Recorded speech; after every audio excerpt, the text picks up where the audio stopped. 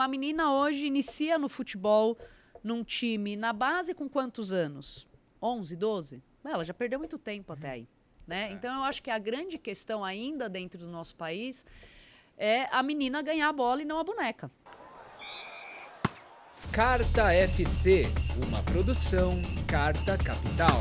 Amigos e amigas de Carta Capital, sejam todos muito bem-vindos a mais uma edição do Carta FC, o primeiro podcast de Carta Capital dedicado ao esporte, principalmente ao futebol. Eu sou o Leonardo Miazzo, editor do site de Carta Capital, e recebemos nesta edição com prazer em nossa redação em São Paulo, Juliana Cabral, hoje comentarista da Cazé TV, mas um dos grandes nomes da história do futebol feminino brasileiro. Ju, seja muito bem-vinda à Carta Capital, obrigado por aceitar esse convite. Obrigada, Léo, eu que agradeço o convite. Carta FC é uma oportunidade de, a partir do que acontece dentro de campo, olhar para tantos aspectos que são influenciados direta ou indiretamente pelo futebol, e vamos evidentemente falar dessa sua fase como comentarista, mas queria começar relembrando de forma geral a sua carreira dentro de campo, uma carreira tão vitoriosa, de medalha de ouro em Pan-Americano, de medalha de prata em Olimpíadas, mas era um momento do futebol feminino bem distinto daquele que nós vivemos hoje, né? É, muito distinto, assim, né? Bom, eu parei de jogar por estar cansada de resistir, de lutar pelo sonho de ser jogadora de futebol. Acho que essa minha fala já me diz muito, né? Mas na minha época a gente não tinha as obrigatoriedades que tem hoje, então a gente não tinha a quantidade de clubes que nós temos, a gente não tinha formação de base, como hoje nós temos vários campeonatos e muitos times pela obrigatoriedade abrindo as portas para as meninas e as mulheres entrarem no clube e poderem se desenvolver dentro do futebol.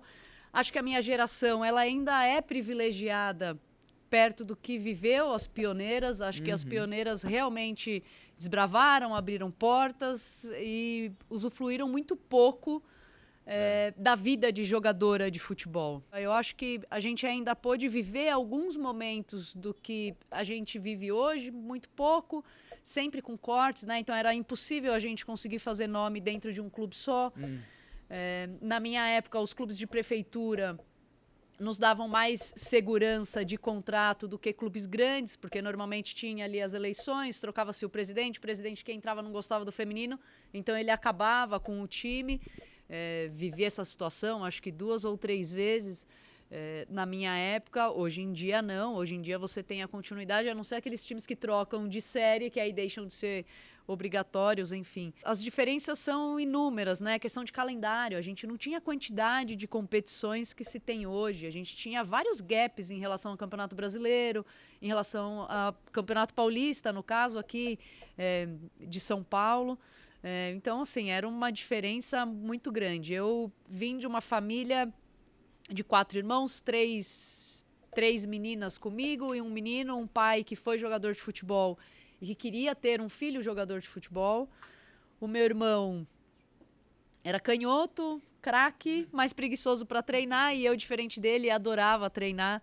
E me apaixonei através das nossas brincadeiras de rua, né? Então, sofri muito também com essa questão da família, né? Antigamente a menina ganhava a boneca e não a bola. Hoje isso acho que muda um pouco, mas ainda assim a gente tem algumas questões em relação a isso. E na minha época meu pai me apoiava, mas a minha mãe é que me proibia de jogar, né? Me colocando várias tarefas domésticas para eu fazer, para eu não ir para a rua brincar com os meninos, que ela não gostava. Depois de muito tempo, enfim, foi ela que me levou para o primeiro teste. Eu passo num time de futebol de salão e aí inicio a minha carreira futebolística. Ju, acho que um exemplo que ilustra muito bem essas dificuldades dos anos 90, você sentiu na pele, você foi bicampeã paulista com São Paulo, campeã brasileira com São Paulo, era o time com a Cátia Silene, com a Formiga, né? E aí o título brasileiro, o segundo título paulista vem em 99. Sim. E logo na sequência o time feminino do São Paulo simplesmente acaba. É um exemplo que mostra muito bem isso que você começa o programa dizendo, né? Era um clube que nos dava toda a estrutura, a gente tinha alojamento. Foi a primeira vez e única vez que eu tive carteira assinada através do futebol, não como jogadora de futebol, como monitora na época. Hoje em dia, bom, todos os clubes, a maioria dos clubes tem carteira assinada, mas era um clube que nos dava muitas condições. Era um time muito vitorioso, porque nós tínhamos várias jogadoras de seleção na época, quando, ali na década de 90, quando o Luciano do Valle decide não, mas ele teve um peso gigantesco, né? Ali dos torneio início, Campeonato Paulista, tudo transmitido pela Band. Muitas jogadoras do SAAD escolheram ir para o São Paulo, jogar pelo São Paulo. E nessa leva, como você já citou, veio Kátia, Silene, veio Formiga, veio Cici, veio Maravilha, enfim, boa parte das jogadoras da seleção brasileira. Era um time muito forte, muito vitorioso. E mesmo com os títulos citados, na troca de presidente em 99, a gente perde o direito. Se não me falha a memória, foi em 2000. A gente estava prestes a disputar o Campeonato Paulista, quando se encerra a modalidade dentro do clube. E a gente corre em busca, nós jogadoras, corremos em busca de um lugar para poder disputar o Campeonato Paulista. E a gente disputa pelo Palestra Itália de São Bernardo. Ali na liderança dessas jogadoras pioneiras, Elaine, Cici, enfim, a gente acaba indo para o Palestra Itália para poder disputar o Campeonato Paulista com o término do São Paulo, né? Naquela época era muito comum isso acontecer e as jogadoras passarem de clube em clube ou tentarem se manter em equipes de prefeitura, que aí o contrato, se tinha muito contrato, mas enfim, o término do time não existia, enfim. Naquela época nós tínhamos cidades muito fortes, né, na disputa da modalidade. Então aquele time foi desfacelado, né? E foi devido a tantos obstáculos como esse, Ju, que você tomou a decisão de buscar novas oportunidades nos Estados Unidos, na Suécia. O que você encontrou? Era um cenário muito diferente daquele que você vivia aqui? Muito diferente, assim. Eu disputo o meu primeiro campeonato mundial em 1999, eu tinha 18 anos. E o que eu vivi naquela época foi algo assim impensável dentro do nosso país, né? Mulheres que eram respeitadas por serem jogadoras de futebol, estádios lotados, crianças com o nome de jogadoras escrito na testa. A gente era extremamente respeitada, enaltecida pelo aquilo que a gente fazia dentro de campo. E claro que eu acho que todo atleta sonha em buscar coisas maiores, né? Naquela época, acho que a possibilidade de se ter um contrato fora do país, hoje acho que ainda com ligas tão fortes, né? Aqui eu gosto sempre de lembrar, existe o que existe pelas obrigatoriedades de FIFA, de licenciamento de clubes da CBF, da Conmebol, porque senão a gente estaria nadando da mesma forma. Então foi uma possibilidade de viver coisas diferentes, né? Quando eu fui para a Suécia, bom, eu cheguei na Suécia para jogar num time que não era profissional. As jogadoras tinham duas funções. Existia uma menina de seleção da seleção sueca, uma atacante, a Lotta, que foi muito conhecida, enfim. Mas era muito diferente, por exemplo, do Umeå, que era o time da Marta, quando a Marta foi, que era uma equipe completamente profissional. Boa parte das jogadoras eram da seleção sueca. E ali a gente já vivia uma estrutura completamente diferente, de campo, de viagem, de moradia, de contrato assinado, enfim. Nos Estados Unidos, quando eu também fui para uma liga que não era a principal. Um ano antes, acho que elas tinham tido algum problema em relação ao financeiro. A liga regrediu, deu passos atrás, enfim. Mas também uma estrutura completamente diferente, o incentivo, a permissão, o respeito, era completamente diferente. Ju, como em tantos momentos da história do futebol brasileiro, masculino, também feminino, o talento salva. E apesar de todos esses problemas de estrutura básica para praticar o esporte, você teve uma carreira muito vitoriosa na seleção brasileira. Você foi capitã da seleção no começo dos anos 2000, bicampeã sul-americana, medalha de ouro no PAN de 2003, medalha de prata em Atenas 2004. Como foi conquistar tantos resultados importantes pela seleção, mesmo com um gargalo tão impressionante de condições básicas para praticar o futebol feminino naquele momento, né? É muito louco isso, assim, né? Quando eu paro para pensar na história, eu tive anos em que eu treinava e jogava no futsal, mas me apresentava para jogar pela seleção de campo, né? coisa que o profissionalismo hoje jamais permitiria e a estrutura que se tem hoje, né? Cara, o que eu posso dizer assim, eu acho que nós éramos completamente apaixonadas pelo esporte e todas ali sonhavam em viver daquilo. Sonhavam em ser jogadora de futebol e não tinha nada que nos impedia, que nos bloqueava, né? Volto a falar da geração pioneira, né? Elas passaram por coisas assim impensáveis, jogar à luz da lua para não serem reconhecidas como mulher, se esconder em cova para não serem presas na época da proibição, achar que não existia outra mulher jogando futebol e jogavam entre os meninos.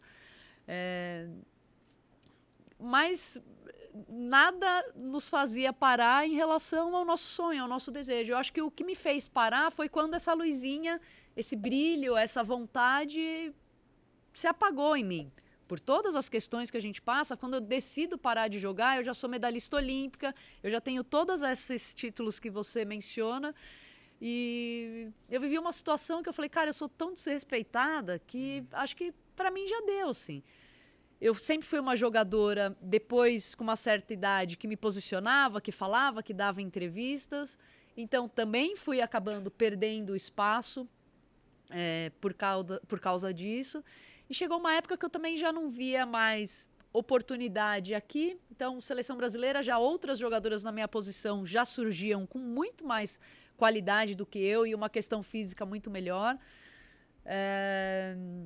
As oportunidades continuavam as mesmas, eu não queria fazer vida fora do país porque eu perdi minha mãe muito cedo e nunca quis fazer a minha vida longe dos meus irmãos, do meu pai. Então eu senti que naquele momento era momento de falar, não, chega, acho que eu preciso buscar outras coisas, né? É uma decisão difícil, e acho que até hoje nenhum atleta pensa nesse momento e acho que isso também é pouco falado, pouco discutido e deveria se dar uma importância muito maior, porque eu tinha, sei lá, 13, 14 anos de uma vida dentro do futebol e quando eu parei de jogar, eu virei uma pessoa comum, com 26 anos, eu parei muito jovem, hoje tem gente que para com 40, com 35, enfim. Mas quem que eu era? Eu não era ninguém. Eu era um zero à esquerda que estava começando a minha vida com 26 anos e não como um adolescente que sai do colégio, vai para a universidade e constrói toda a sua vida em relação ao mercado de trabalho. Então foi uma decisão difícil, graças a Deus as portas foram se abrindo e o futebol permaneceu na minha vida. Sim. E eu consegui passar por essa fase assim, sem grandes traumas, sabe? Que eu acho que poderia ter sido muito, muito pior, assim. Eu quero falar sobre essa transição que você faz na carreira, mas só para a gente finalizar esse assunto, evidentemente houve muita evolução no futebol feminino desde aquela época, mas ainda há um longo caminho pela frente, Sim. não só para garantir que esses avanços não se percam, porque também são avanços que muitas vezes são frágeis e que uma mudança de regulamentação, de legislação pode jogar por terra, mas também para conquistar novos avanços. Na sua avaliação, quais são os principais desafios hoje para o futebol feminino no Brasil? Passa, por exemplo, por garantir uma atenção às categorias de base para que a formação de novas jogadoras seja uma prioridade? O que você avalia em relação a isso? Passa pela CBF, né? Primeiro a CBF precisa aceitar que ela é dona da modalidade dentro do país, só ela pode fazer o diferente.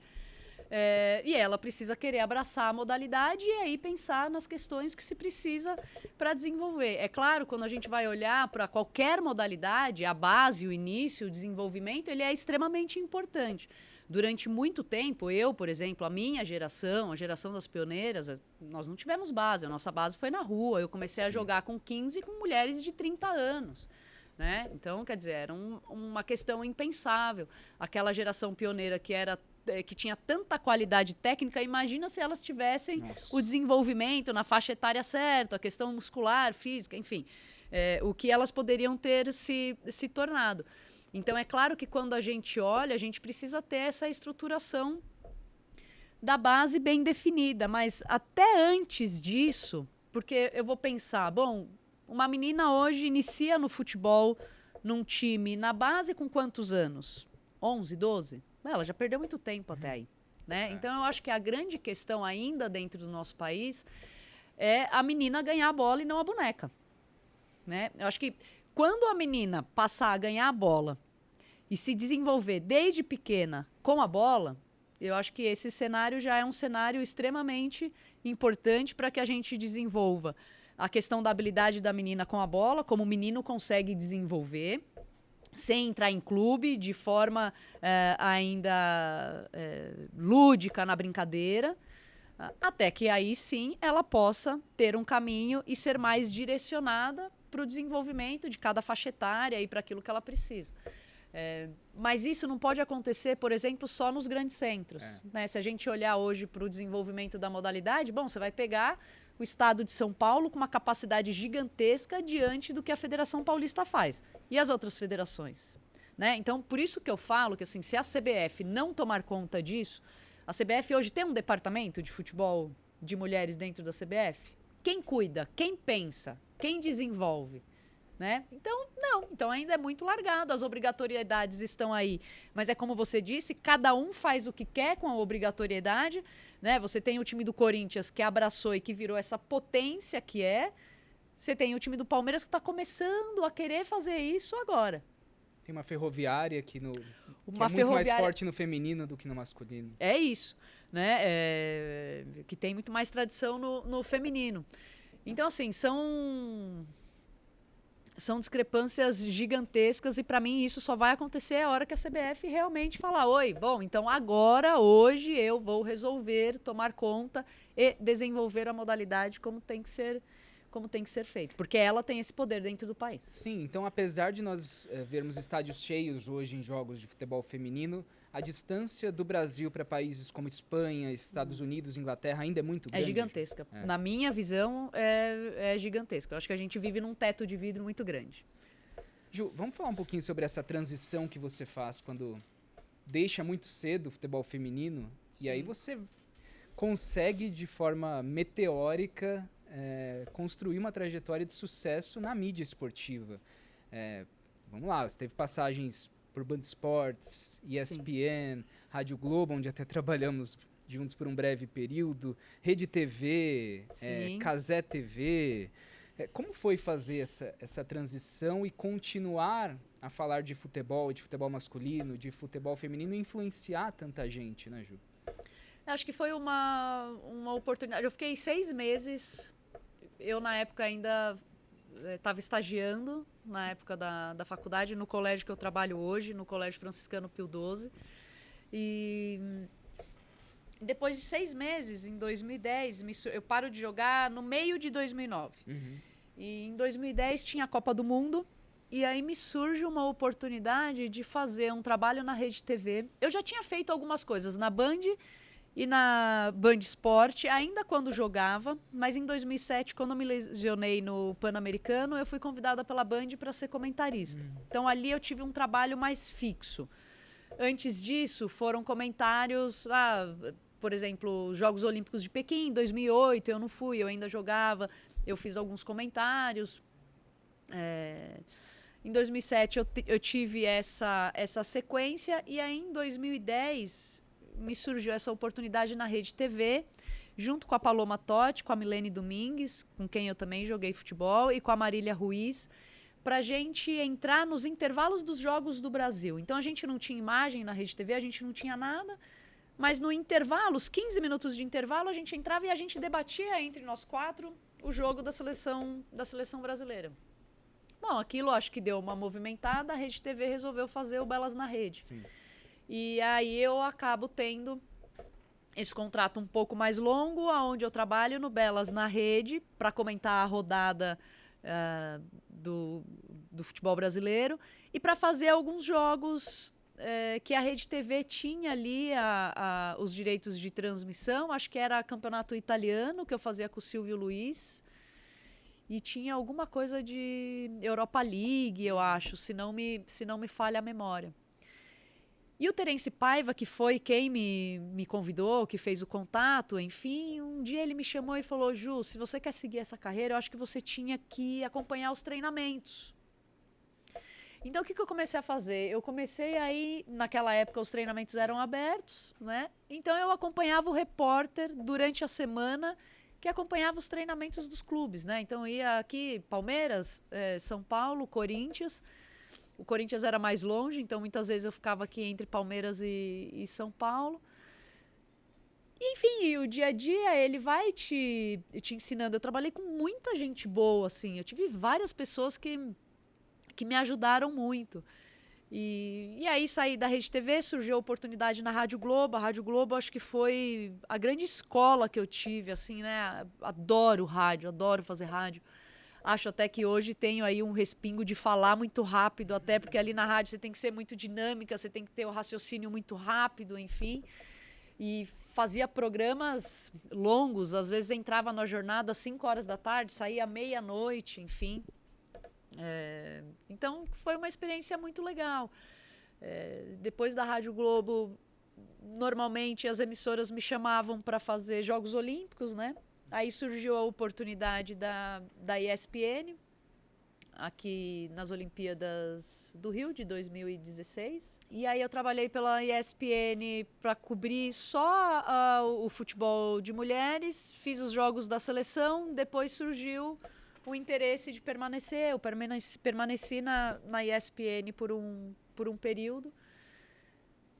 E, sei lá, depois de um tempo na ESPN, que também, assim, eu tinha a ilusão de que a resistência e o persistir seria só dentro dos campos, mas para a mulher é uma resistência diária trabalhar com futebol, falar de futebol, que ainda é um meio muito masculino. As redações, eu vivi uma redação muito masculina.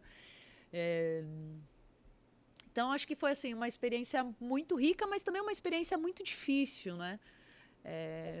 Hoje em dia eu não diria que é mais fácil, acho que ainda não é mais fácil, mas pelo menos você tem muita mulher no processo. Você consegue conversar, trocar ideia, entender o que acontece aqui, o que acontece ali, você se fortalece e você segue persistindo naquele caminho que você escolheu para você. Então tem sido uma experiência bacana. Em 2023 eu saio da ESPN, eu entro em 2016, saio em 2020, eu trabalho em escola, né? Então eu sigo com uma jornada dupla e sou mãe, então quer dizer, é uma jornada tripla, digamos assim.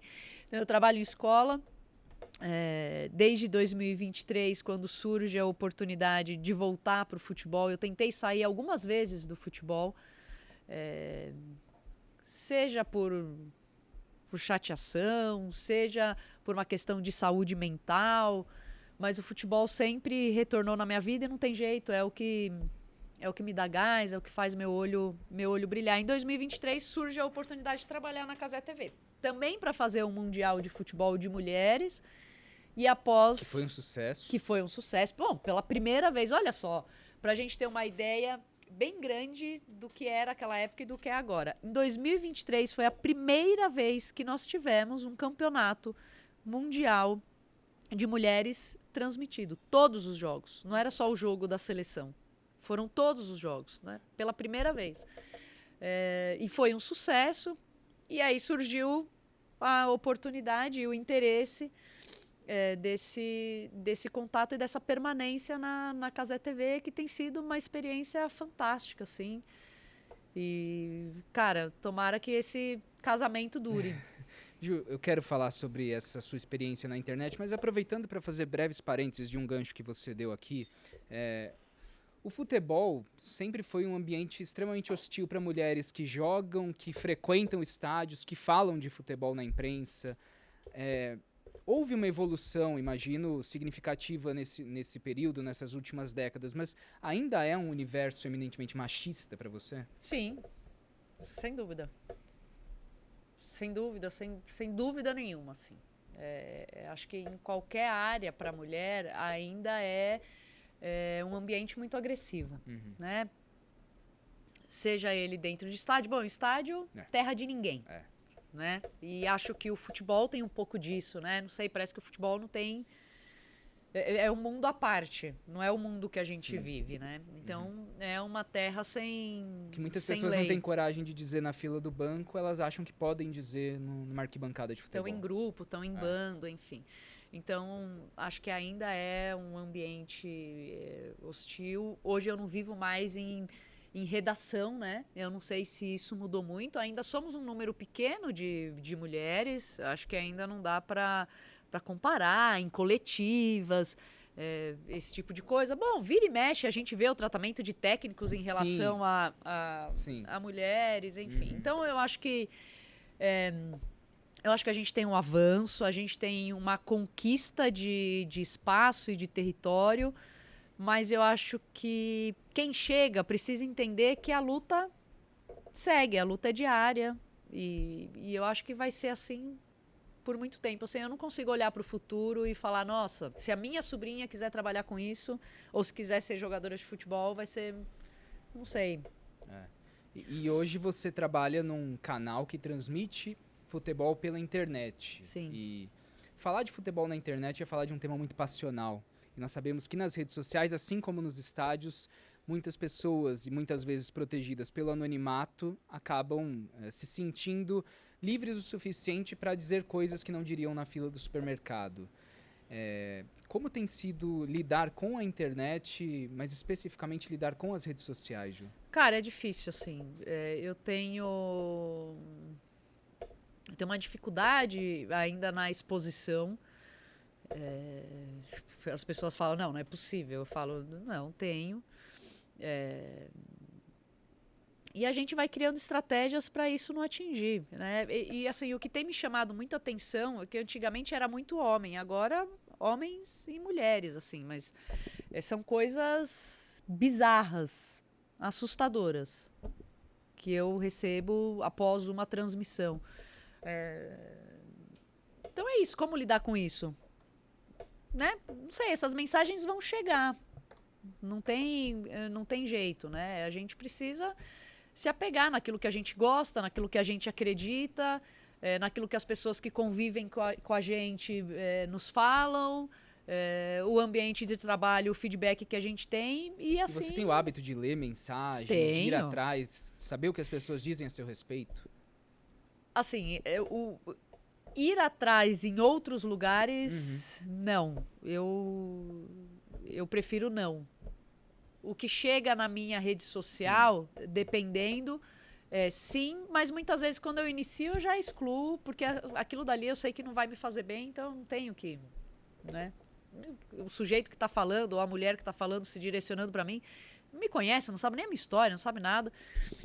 Às vezes por uma questão de opinião no jogo, que é contrária ao que ele queria ouvir do time dele, enfim, ele acaba fazendo isso.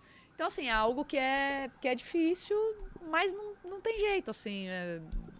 Existe algum jeito de parar? Né? Eu não acredito que o ser humano seja educado ao ponto de se comportar como ele se comporta num lugar público que não seja o futebol. Que não seja o estádio de futebol. Né? Que não seja um estádio de futebol. Esse universo à parte da sociedade. É isso. Eu sou mãe de um menino, né? Então, assim, a criação me preocupa muito, porque eu sou responsável por mais um homem nesse planeta, né? E que tipo de homem que a gente quer nesse planeta, né? É um cara escroto, que segue o patriarcado, machista. Então, é isso, assim, né? Então, a diferença que eu posso fazer é essa. De resto, é muito difícil a gente controlar os outros. É tentar lidar com a minha própria expectativa e aí o que é do outro, paciência, eu não tenho que ficar levando para mim. Mas é difícil. Não tenho a menor dúvida disso. E de um tema que nós trazemos aqui em todos os episódios desta temporada do Carta FC, é uma reflexão sobre a elitização do futebol brasileiro. Em muitos casos, esse processo de profissionalização foi acompanhado de uma elitização do acesso ao esporte. Mudou muito o público que frequentava os estádios nos anos 90 e que frequenta hoje, por exemplo, o Allianz Parque e outras arenas modernas. E você pode trazer uma visão de quem esteve lá dentro e de quem vive futebol há tanto tempo. Você percebeu esse processo de elitização, de mudança do público? Você acha que isso é natural em meio a esse amadurecimento da gestão dos clubes brasileiros? Como que você percebe esse movimento? Cara, toda exclusão a gente não pode considerar natural, né? Então, assim, para qualquer lugar hoje que a gente tenta ir, você tem ingressos mais populares e ingressos daquelas pessoas que podem pagar e que podem ficar em lugares melhores, né? A exclusão a gente não pode achar natural. Agora, claro, assim, quando eu olho para o futebol, quando eu olho para aquelas pessoas que pensam e que... Elas estão preocupadas com o quê? Dinheiro. Dinheiro. Né? Então, assim, elas só estão preocupadas com dinheiro. A gente fala tanto, eu sou educadora física, a gente fala tanto do poder que o esporte tem em transformar as pessoas, e a gente tem vários exemplos no nosso país de atletas olímpicos ou não olímpicos, de pessoas que não se tornaram atletas, mas que têm o esporte um grande aliado para uma transformação na vida, de uma oportunidade, enfim. E eu acho que essas pessoas, assim, sinceramente, elas não estão preocupadas com isso. Elas estão preocupadas em cada vez mais enriquecer. Então, assim, as grandes arenas hoje, todos os estádios, a maioria dos estádios reformados e criados essas grandes arenas, ninguém está preocupado se o cara que tinha acesso nos anos 90 ou se o cara que não tem condições ou se o cara está deixando de comer para estar lá no estádio. Ninguém está preocupado com isso, o que é uma pena. Porque eu acho que, assim, em qualquer espaço a gente pode ter portas abertas para todo mundo. Mas quem tem o poder da caneta precisa querer. E, sinceramente, eu não sei se tem esse interesse. Deixou de ser um programa, por exemplo, para o pai pegar o filho num domingo de manhã e falar, vamos pro estádio. Quem tem dinheiro tem. Sim, quem tem dinheiro vai. Eu trabalho num colégio de alto padrão e eu tenho aluno que acompanha o time de coração em qualquer lugar do Brasil. Claro. É uma exceção. Ele vai hoje, amanhã de manhã ele tem que estar na escola, ele vai, volta e tá tudo certo. Né? Então, assim, quem tem grana consegue. Com toda a violência que se tem, eu, assim, tenho muito medo de ir com meu filho num clássico, por exemplo. Hoje em dia, aqui em São Paulo, nem se pode mais. Mas mesmo assim, mesmo que não tenha as duas torcidas dentro do estádio, eu tenho medo, porque assim, se o time rival ganha de você e não é a torcida que está presente, eu não sei o que pode acontecer, dependendo do contexto do jogo, né? Então, o futebol, além de excluir pelo poder, ele também exclui pela violência, né? Então, assim, e que são várias coisas que... O que se pensa para mudar? Eu não vejo nenhuma ação para mudar, né? Eu colocaria a CBF de novo nisso, né? A CBF tem poder também em relação a isso. Né? Mas é isso, não se quer. O que se quer mais é cada vez mais enriquecer. Bom, se contrata um grande jogador, o preço do ingresso faz o quê? Quando você pensa que você vai poder assistir um grande jogador, você olha para o preço do ingresso e você fala, bom, mas agora eu não tenho condições de pagar esse preço. As camisas cada vez mais caras, produtos oficiais dos clubes cada vez mais inacessíveis. As ações que são feitas, as ações sociais que são feitas pelos clubes. Né? Normalmente é o quê? Uma camisa que se lança e aí é ganho. Então, e você acha, Gil, que esse processo de chegada de uma forma tão, entre aspas, violenta das sociedades anônimas do futebol, as SAFs, pode, de alguma forma, intensificar esse processo de elitização do futebol? Eu espero que seja ao contrário. Porque, normalmente, a SAF traz muito dinheiro. Sim. Né? Então, eu, sinceramente, espero que com uma gestão... como é que eu vou dizer? Talvez uma gestão mais coesa, mais madura, sem tanta emoção e influência com o próprio clube, o que eu espero é que essa grana possa fazer com que o futebol seja novamente para todos e não para uma classe muito, muito específica. Cara, como isso vai acontecer? Não sei. Tem tanto cara que vive disso, que estuda gestão, que não é possível que o cara não consiga descobrir uma forma de se ter o futebol para todo mundo.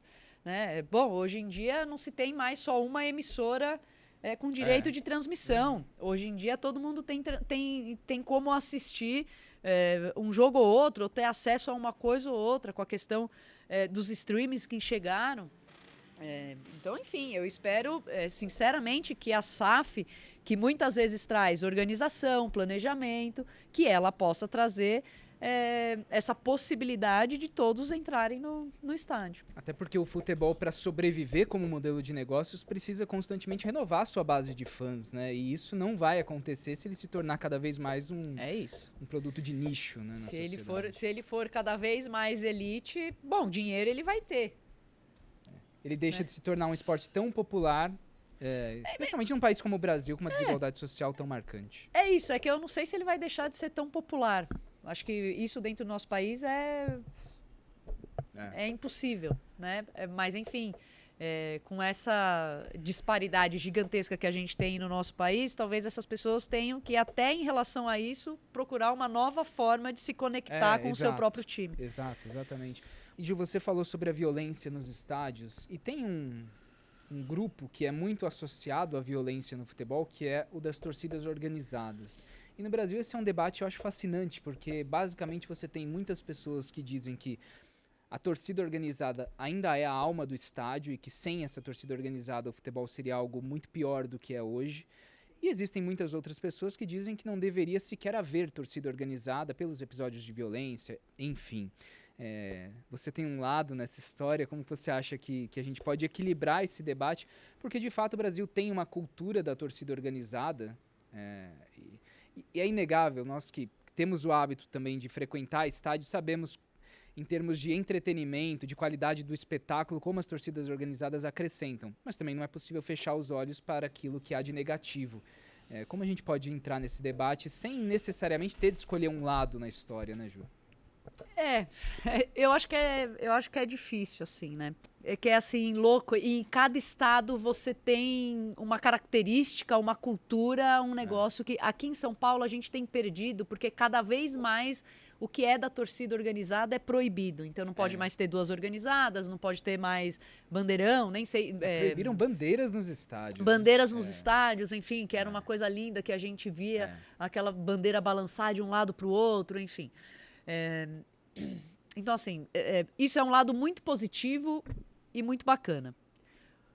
A relação que essa torcida tem com o clube e o quanto que o clube é permissiva, eu não sei o quanto que isso é sadio, né? Então, quantos casos a gente viu de torcedores organizados que invadem o clube, o local de trabalho do jogador, que pressionam, que agridem, que ameaçam. Isso é impensável, isso deveria ser proibido, mas isso muitas vezes é permissivo. É permitido por quem? Como é que esses caras invadem? Então, assim, eu acho que é muito difícil você falar de torcida organizada se você não falar do dirigente, se você não falar do clube que está por trás também. Eu não sei qual que é a relação, eu não tenho conhecimento da relação que as organizadas têm com os clubes. Por exemplo, a Leila quis cortar a relação por completo com o clube. Leila Pereira, presidente do Palmeiras. Presidente do Palmeiras, isso.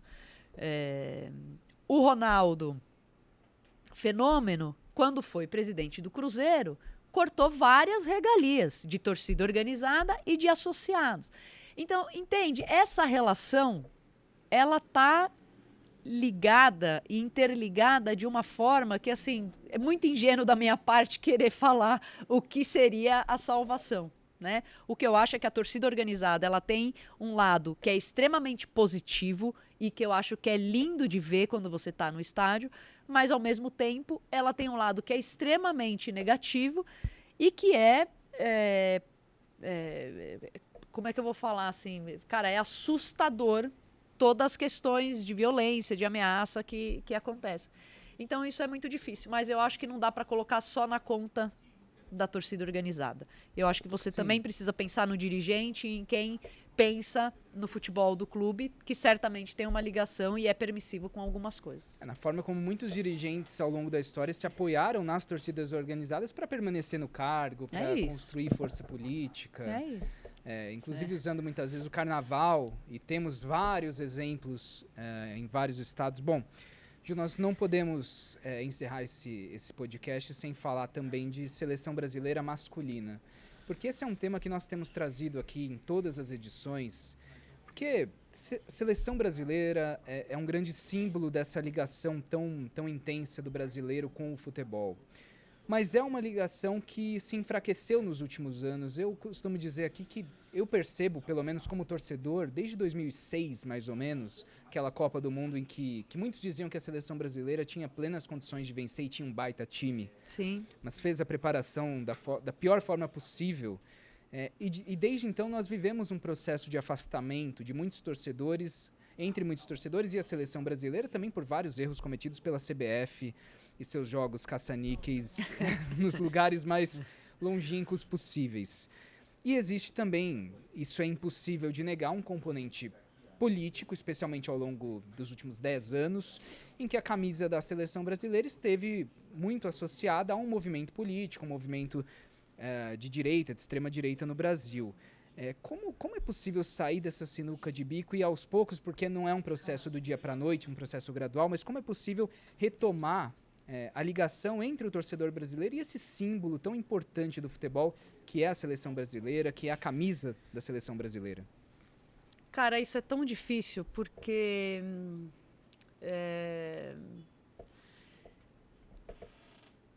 bom, a CBF não é como é hoje. Os processos que acontecem na CBF, elas têm um ciclo que eu acho que já é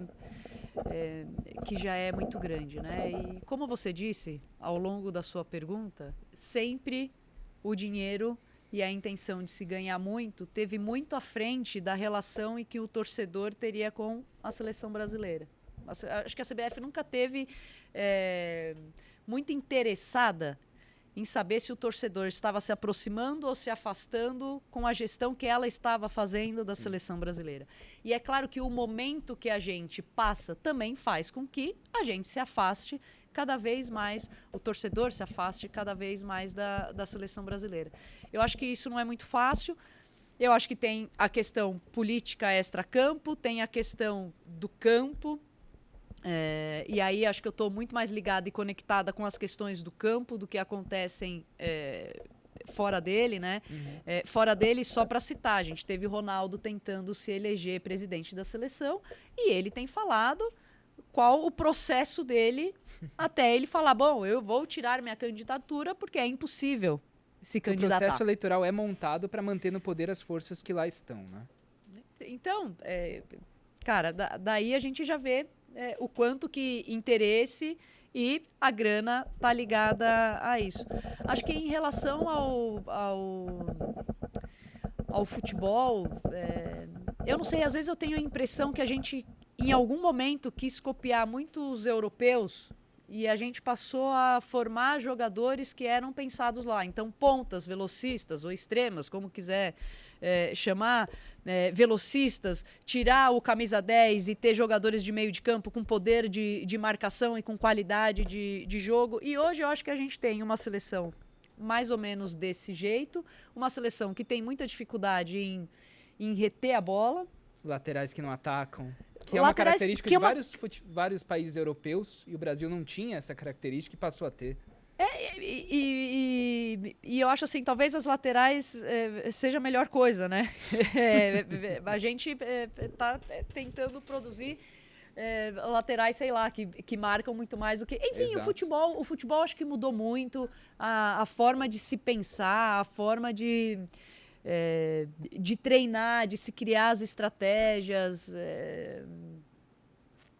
Mas o que eu acho é que hoje a gente tem uma seleção que tem muita qualidade individual, mas a gente não tem um coletivo. E aí o futebol ele é coletivo. E enquanto a gente não encontrar uma forma de conectar essas peças, infelizmente a gente vai ver o que a gente tem visto, né? E uma seleção que só piora.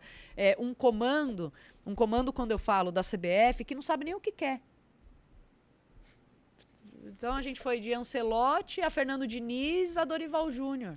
Né? O ciclo começou com Ramon Menezes, vale sempre lembrar, né? Vamos pro quarto técnico só neste ciclo de Copa 26. Só nesse ciclo. Então, assim... Então, acho que é muito difícil, assim. Não tem como você ser uma entidade desorganizada. E qual é o clube que é completamente desorganizado e tem um time forte? Né? Então, assim... E aí ficamos discutindo por que Vinícius Júnior não joga na seleção o que joga no clube, Bruno Guimarães, Rodrigo, Joelinton... Eu acho que assim, o torcedor também é impaciente, ele quer tudo para ontem. O tempo de seleção ele é completamente diferente do tempo de clube, então tem tudo isso. O pouco tempo que se tem para treinar, não sei, a gente não acompanha mais os treinos, como é que tem sido feito, o que é que se faz, enfim, então acho que são várias coisas. Às vezes é um clube, um técnico que está muito mais acostumado com o ambiente de clube do que com esse pouco tempo. Isso pode ser, não dá pra gente falar que o Dorival é um mau técnico. Pô, ele foi campeão com o São Paulo, foi campeão com o Flamengo, não dá pra falar que é um mau técnico. Mas é isso também, as pessoas precisam achar um culpado, e aí o Dorival já é uma porcaria de técnico. Eu não penso assim, mas sigo falando. Eu acho que a gente tem bons jogadores individualmente, mas coletivamente a gente não tem. em relação às laterais que você falou, depois de Marcelo e... Daniel Alves. Maicon. Não, do Daniel Alves, enfim. Qual é o outro grande lateral direito, o grande lateral esquerdo que a gente teve, né? Então é isso. Então acho que a gente também precisa olhar para a nossa base, a gente também precisa olhar para o tipo de jogador que a gente quer, qual é o tipo de futebol que a gente quer pensar dentro da CBF, o que é que a gente quer fazer como Brasil, não só olhar e copiar. A gente teve uma época que a gente queria copiar muitos times europeus. O que se fazia no treinamento? Eles fazem rodinha, então vinha para cá e fazia bobinho. Mas qual era o sentido de fazer bobinho? Por que eu faço o bobinho? Por que eu faço a roda? Então, eu acho que falta isso. Eu acho que a gente tem bons técnicos estudiosos, pessoas que estudam e pensam muito o futebol. Talvez a gente não esteja passando por um bom momento. Se você pegar a maioria dos clubes tem técnicos estrangeiros que estão fazendo sucesso, que estão sendo vitoriosos aqui. Talvez seja uma oportunidade de se ter um técnico estrangeiro e pensar como é que se pode fazer a nossa seleção a voltar a ter a força que tem, porque assim, jogadores a gente continua produzindo. Agora, Gil, assim, o Brasil passou 24 anos entre o Tri em 70 e o Tetra em 94. Ano que vem completaremos 24 anos do Penta em 2002. Pode vir a ser o maior jejum da história da seleção brasileira se não conquistar a Copa do Mundo no ano que vem. E eu percebo pelo seu discurso que você não parece muito confiante de que o Brasil entre em condições de brigar pelo título no ano que vem. É isso? E uma segunda pergunta em relação a isso. As chances da seleção brasileira na Copa passam por ter ainda um Neymar competitivo, um Neymar em alto nível, ou essa página já foi virada na seleção? Polêmica. Cara, não, eu acho que assim, não dá pra gente tirar a seleção brasileira da possibilidade, a gente não sabe, de repente entra um treinador que consiga mudar esse cenário devastador que a gente vê hoje na seleção brasileira. Volto a falar, a gente tem qualidade, a gente tem individualidade, a gente só não tem um coletivo forte. Né? Então, acho que a hora que a gente conseguir ter esse coletivo mais forte, mais coeso, certamente a gente vai conseguir brigar com grandes seleções. Cara, o Neymar escolheu ir jogar na Arábia e a gente está dependendo de um jogador que escolheu ir jogar na Arábia, que está voltando para o seu time de coração, que criou, que o desenvolveu, acho que toma uma decisão certa, acho que precisa de carinho, acho que precisa de acolhimento. Mas não dá para pensar em Neymar ser o salvador da pátria. Volto a falar, a gente tem grandes individualidades, não precisamos depender só do Neymar. É claro que ele é um cara experiente, viveu muitas Copas, ótimo se puder tá no grupo, mas assim, depender do Neymar, aí se alguém tá esperando isso, eu acho que corre-se o risco de realmente a gente aumentar o tempo de não vencer uma Copa do Mundo. Até porque fisicamente ele não é confiável há bastante tempo, né? Não se sabe como ele vai chegar na Copa do Mundo. É isso, assim, eu acho que essa é a grande questão. Tem quanto tempo que o Neymar não consegue ter uma sequência de jogos e ser competitivo e ser decisivo, né? Então, às vezes a gente fica numa fantasia e numa ilusão de um jogador que eu acho que até a gente criou uma expectativa e quis que ele fosse um jogador que ele acabou não estando nesse patamar, né? É impensável o Neymar não ser escolhido o melhor do mundo. Nunca, é impensável. Agora, ele fez escolhas ao longo da carreira dele e talvez as escolhas que ele fez ao longo da carreira dele o levaram a isso. Gil, para encerrar, queria saber dos seus planos, porque você é comentarista da Cazé TV, tem uma trajetória muito sólida nessa área de mídia esportiva. Esse é o seu plano de médio e de longo prazo, ou você pensa ainda em relação ao futebol a voltar a ter algum envolvimento mais direto com clubes, de repente com a seleção? O que passa pela sua cabeça? Assim, hoje eu vivo o meu sonho, que é ser comentarista, falar de futebol. Talvez para o futuro eu gostaria de poder respirar o futebol, transpirar o futebol. Hoje eu divido o futebol com a minha outra função, que é ser professora dentro de uma escola particular que tem uma demanda também grande de estudo, de preparação de aula, enfim. Mas o que eu quero é estar no meio do futebol, é poder falar de futebol, é estudar futebol, que eu gosto, né? Desde que eu parei de futebol e comecei a ter as oportunidades, eu passei a fazer vários cursos de futebol para entender um pouco mais, para tentar decifrar um pouco mais o que passa pela estratégia entre um jogo e outro. Então é isso, assim, hoje eu estou onde eu gostaria de estar e espero que esse casamento, que eu acho que foi muito bom, assim, eu me sinto muito à vontade dentro da Cazé, que eu espero que isso possa durar. Juliana, muito obrigado pela presença no nosso podcast. Foi um prazer recebê-la em Carta Capital. Eu que agradeço. E com isso encerramos mais uma edição do Carta FC, o primeiro podcast de Carta Capital dedicado ao esporte. Se você gostou deste programa, não se esqueça, semana que vem tem uma nova edição nos principais agregadores de podcast do mercado. Um grande abraço a todos e até a próxima.